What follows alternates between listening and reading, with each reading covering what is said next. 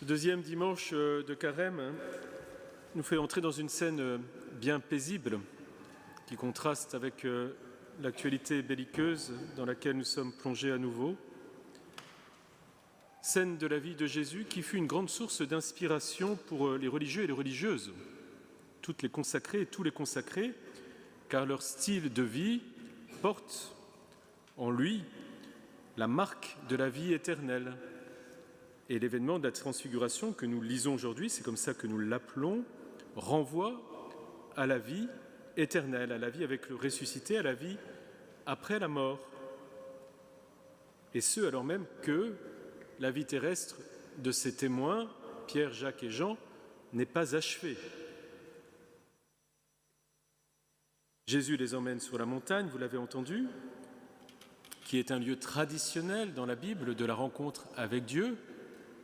Moïse et Élie, qui seront ensuite convoqués dans cette scène, rencontrent Dieu également sur la montagne. Moïse reçoit sur le mont Sinaï les lois, et Élie sur le mont Carmel.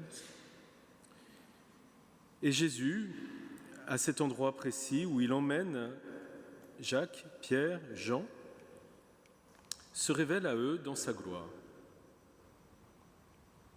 Il leur montre, ou plutôt il est manifesté, parce qu'on ne nous dit pas que c'est de son propre chef, on sent que c'est le Père qui le manifeste ainsi dans sa gloire.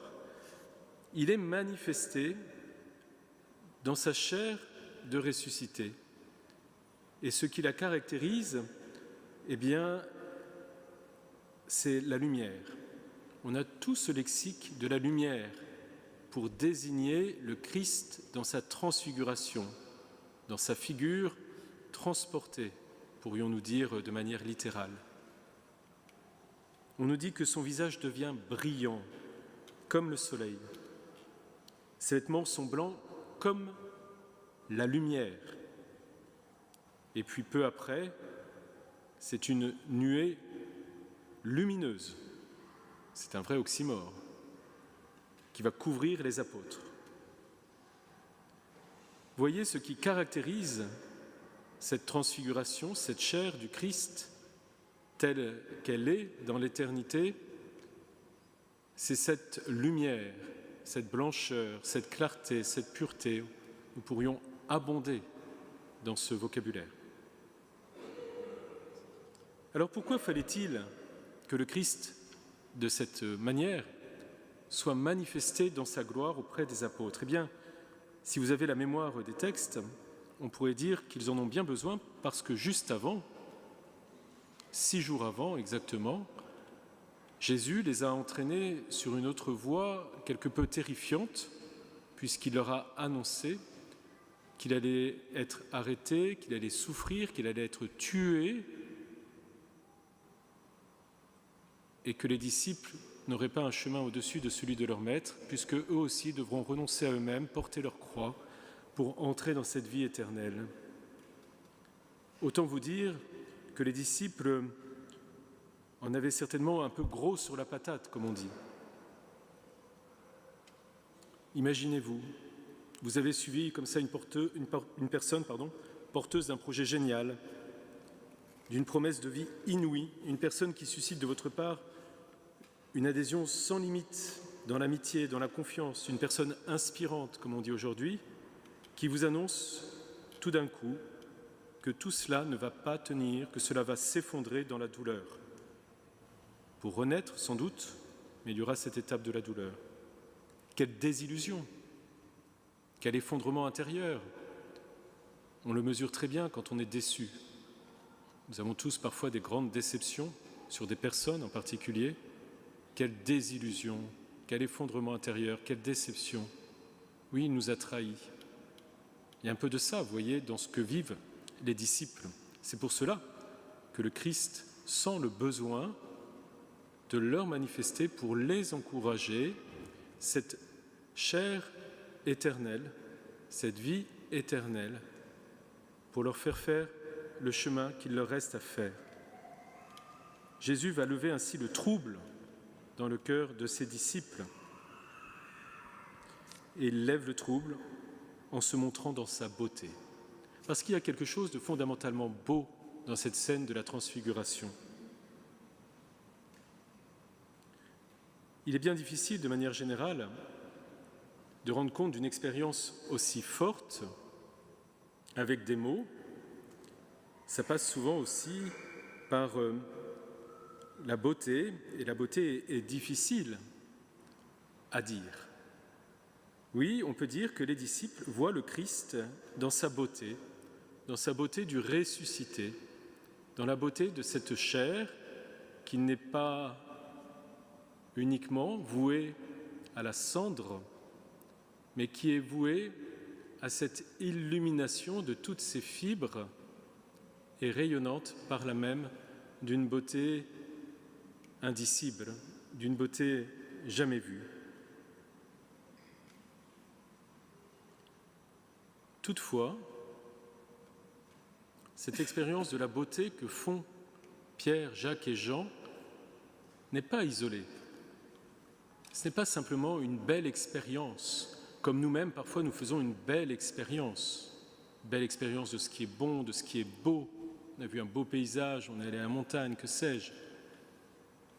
Il y a une parole qui est donnée et qui vient déplier, expliquer le sens de cet événement si beau, si porteur d'espérance.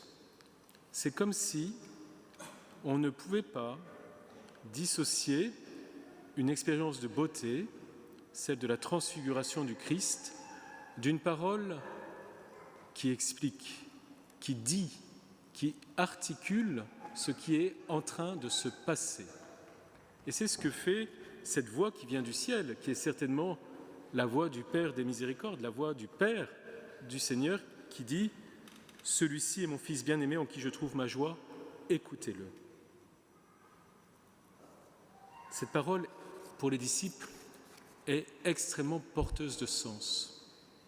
Sans rentrer dans de grands détails, elle concentre en elle-même toutes les caractéristiques du Messie tel qu'il est écrit dans le Premier Testament et tel qu'il est intériorisé par les disciples. Vous voyez, donc cette parole, elle vient dire aux disciples qui sont subjugués, qui sont submergés par la beauté de la scène à laquelle ils assistent, cette parole vient leur dire exactement ce qui se passe.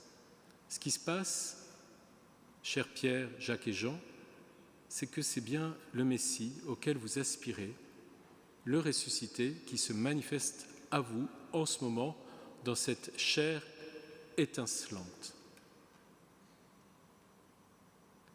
Alors qu'est-ce que cela peut nous inspirer aujourd'hui ? Plusieurs petites choses. Déjà, nous sommes tous très sensibles aux belles expériences que nous faisons et nous avons l'habitude de dire que nous y repérons dedans Dieu. C'est vrai, une belle expérience de fraternité, une belle expérience de beauté, une belle expérience de vérité, une certitude acquise. Aïe, j'ai enfin compris, pourraient peut-être nous dire les catéchumènes à un moment de leur témoignage, ce que signifie la Trinité. Je l'ai compris dans mon intelligence. Toutes ces belles expériences sont magnifiques, mais elles ont besoin d'une parole qui en dise quelque chose. De manière plus générale, je vois bien que nous sommes tous très sensibles aux images. On peut s'imaginer un peu cette transfiguration avec tous nos outils de l'imagination. Peut-être qu'on peut même se reporter au tableau de l'Assomption de Marie, qui n'est pas sans évoquer la transfiguration, celui qui est derrière moi. Pourquoi pas ? On est très sensible à la beauté, aux images, plus qu'aux paroles et qu'aux sons, souvent. D'ailleurs, dans un registre un peu trivial, on parle davantage d'addiction aux écrans, d'ailleurs, que d'addiction à la radio, me semble-t-il. Aujourd'hui, nous faisons plein d'expériences liées à nos sens, qui parfois sont extrêmement porteuses de Dieu. On l'entend souvent dans le langage de ceux et de celles qui viennent frapper à notre porte.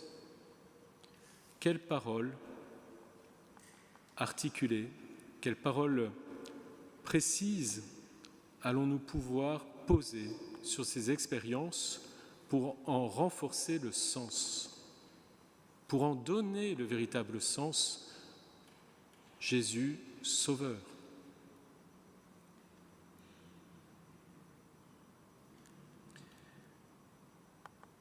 Aujourd'hui, nous avons le son, nous avons les paroles, c'est la Bible. Nous avons des paroles aussi, celles que le prêtre peut dire lorsqu'il célèbre les sacrements, il les dit en place de Jésus-Christ. Nous ne manquons pas aussi de paroles, de convictions sur la foi. Nous devons nous appuyer dessus aussi pour accompagner ceux et celles qui font de belles expériences un peu transcendantes, transfigurantes, et aider chacun ainsi à envisager la figure du Christ sur ces expériences de transfiguration qu'ils peuvent faire à un moment ou à un autre de leur existence. Voilà une mission qui nous revient.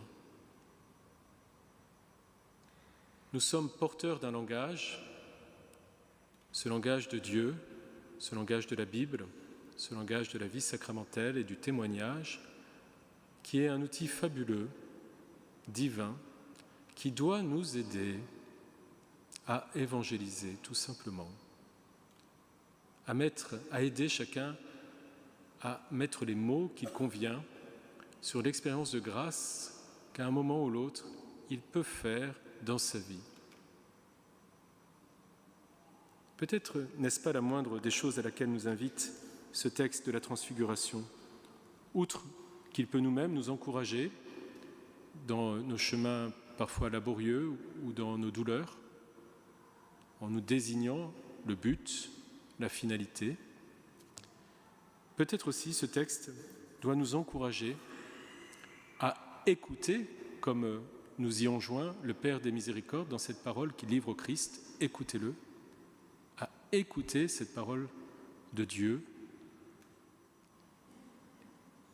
et à la donner, à l'offrir à nos contemporains, qu'ils l'expérimentent avant de la circonscrire dans leur cœur et dans leur intelligence.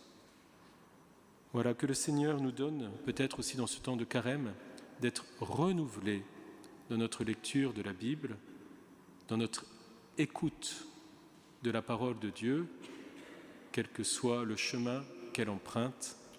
Amen.